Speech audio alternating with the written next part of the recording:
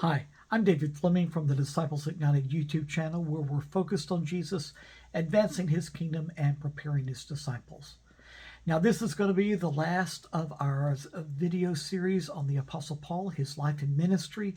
And you know, it will be very difficult to sum up his life and ministry in this short little 5-minute video, but we'll do our best. But you know, near the end of his life, the Apostle Paul wrote one of his favorite disciples that he had mentored, and that was Timothy. And he wrote him in 2 Timothy chapter 4, verse 7. Well, I'll start at verse 6, and he says, "For I am already being poured out like a drink offering, and the time of my departure is near. I have fought the good fight. I have finished the race. I have kept the faith."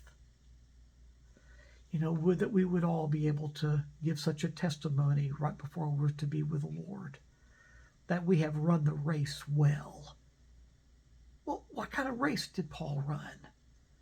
Well, we know that his race started out when he had this encounter with Jesus. His life was literally transformed and he was born again. And you know, Paul spoke of this to the Galatians, and he wrote to them, and he said, you know, when the Lord revealed his Son to me, so that I might preach him among the Gentiles, my immediate response was not to consult any human being. Then in Galatians chapter 1, verse 17, we read that Paul said, "I did not go up to Jerusalem to see those who were apostles before I was, but I went into Arabia." Then he later went to Damascus. Well, we know that he was in Arabia for about 2 years. What was Paul doing in the desert for 2 years? Well, it was there that Jesus himself met with Paul and taught him the gospel. Oh, Paul had a revelation of the gospel.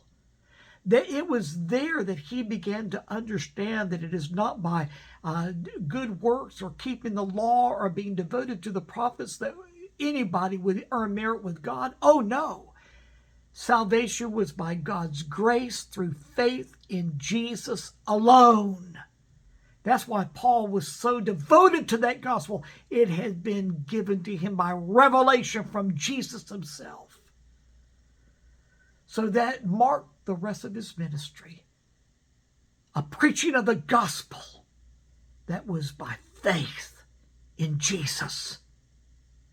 But we also see that the race that Paul ran was full of signs and wonders and miracles. Praise God.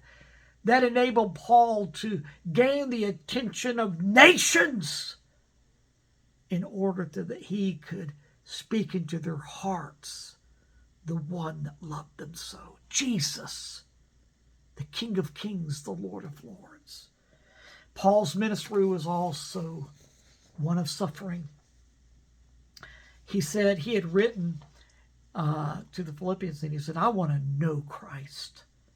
I want to know the power of his resurrection," which he did, but also participation in his sufferings, which he was allowed to do. We read that of his sufferings throughout Paul's writings. He wrote of them often because he suffered much. But you know, his sufferings, he had such a good attitude throughout his sufferings, and he rejoiced in the Lord, knowing that the joy of the Lord was his strength. And Jesus came to him once and said, "Listen, Paul, I know that you want me to deliver you from this thorn in your flesh, this messenger of Satan that is tormenting you, but I'm not going to. But I'm going to give you my grace. My grace is sufficient for you." And Paul found that God's grace was sufficient for all things. Paul eventually was taken into eternity to be with Jesus.